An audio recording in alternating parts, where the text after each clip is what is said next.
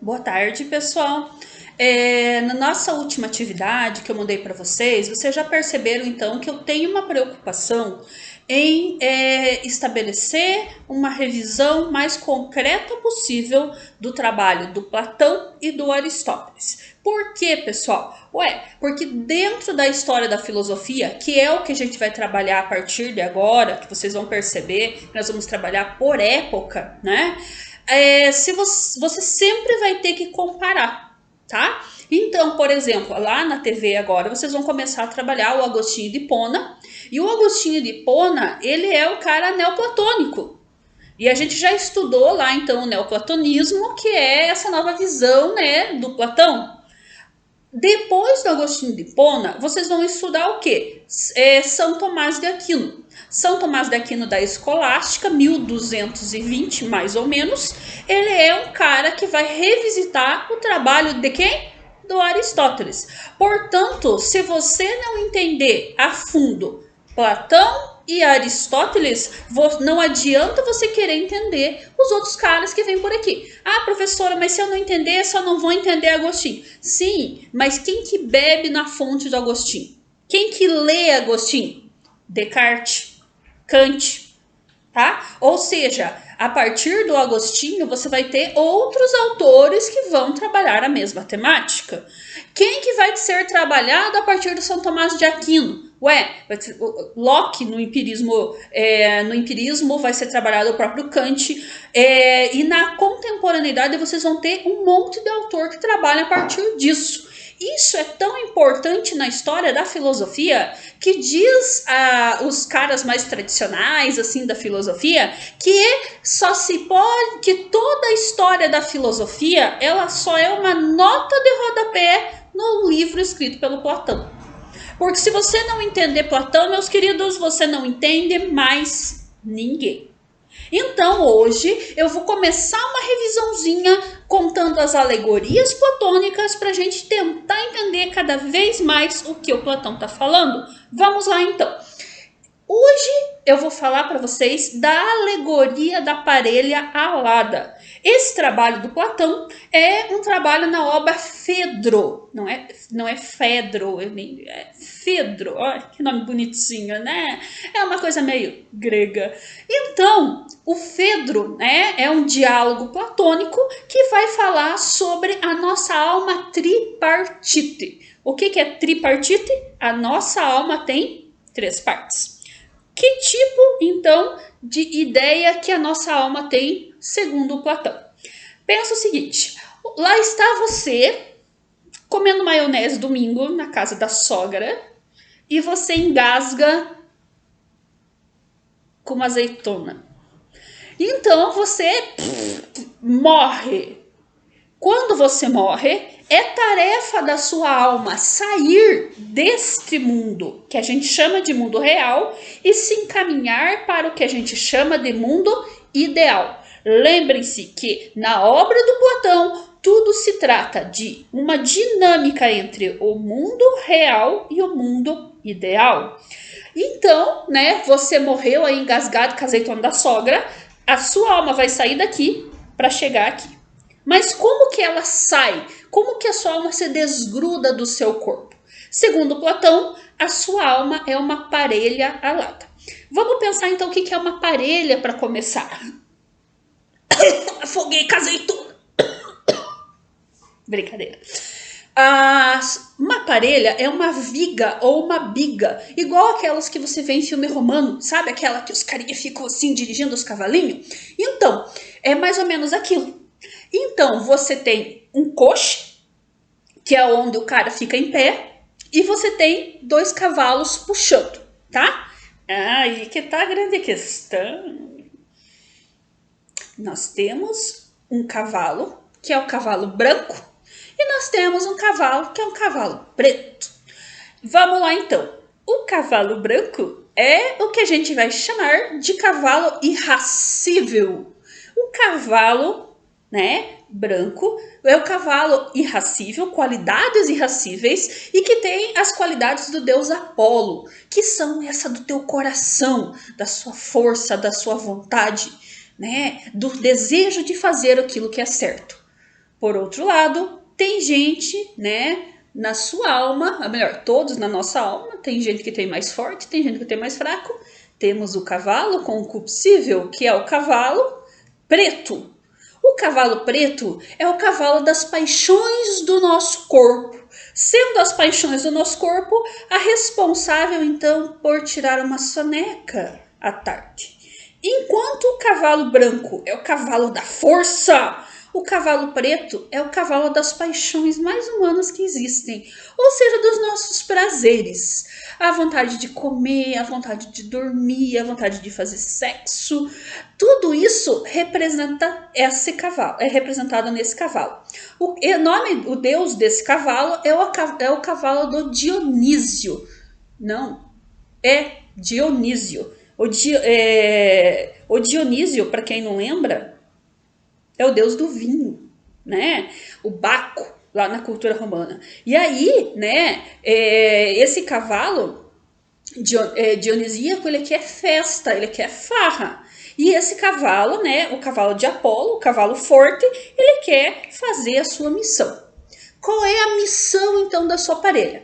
Juntar esses cavalos, sair aqui desse mundo real e, com esses cavalos, chegar ao mundo ideal.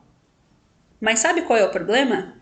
Para que diabos o cavalo das paixões do corpo quer ir para o mundo ideal? Ué, não é esse o mundo da comidinha? Não é esse o mundo do pastinho gostoso? Não é esse o mundo da sonequinha? Para que ele vai sair? Então ele resolve ficar. Já o cavalo da vontade, ele tem uma missão e ele começa a puxar para levantar voo. Esqueci de falar, se a parelha é alada, quer dizer que ela tem asas. Então imagine que a sua alma está lá segurando este cavalo, o cavalo branco, segurando este cavalo preto e tentando voar em rumo a esse mundo ideal. Cara, se nem no banheiro do instituto você vai sozinho, você acha que você vai conseguir morrer sozinho? Não. Imagine centenas de milhares de almas tentando levantar voo ao mesmo tempo. E o teu cavalo puxando e o teu cavalo ficando. E você tá louco com os cavalos loucos, com os cavalos loucos, com os cavalos e... eis que uma hora os seus cavalos, em vez de levantar voo e conseguir chegar ao mundo ideal, eles vão cair. Pois é, a nossa alma, ela não é boa o suficiente para chegar ao mundo ideal. Nós sempre acabamos caindo no meio do caminho. Mas aqui está o segredo para que você vai ser da sua vida. Quem é você na sua vida? Segundo Platão, se ao levantar voo você imediatamente cair, você vai nascer um escravo. E você vai passar o resto da sua vida trabalhando como escravo. Porque ao trabalhar como escravo, você vai conseguir desenvolver esse seu lado... como é que eu posso colocar? Você vai poder desenvolver o controle dessas paixões que você não desenvolveu. E o nome do desenvolvimento do controle dessas paixões é temperança. Olhe bem essa palavra, temperança. O que é temperança?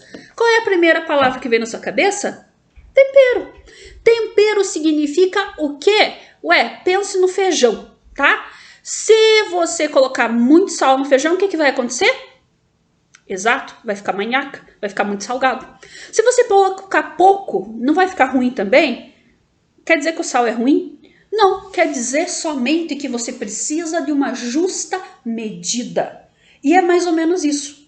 Cara, beber é bom. A melhor coisa do mundo é o chopinho. 1, não 18.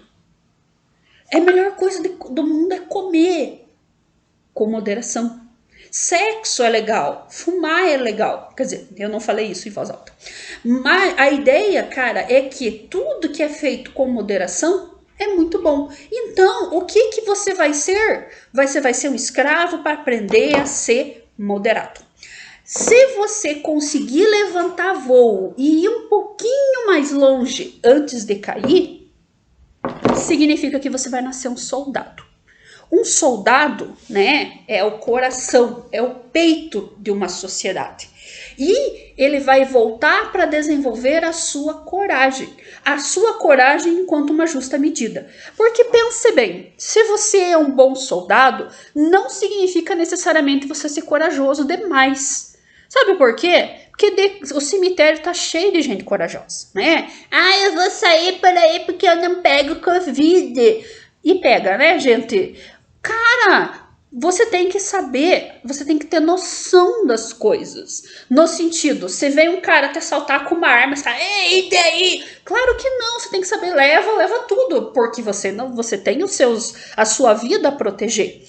Ou seja, pessoal, tudo tem uma medida. O corajoso é o cara que sabe que não vale a pena ser corajoso demais, mas que também não vale a pena ser covarde.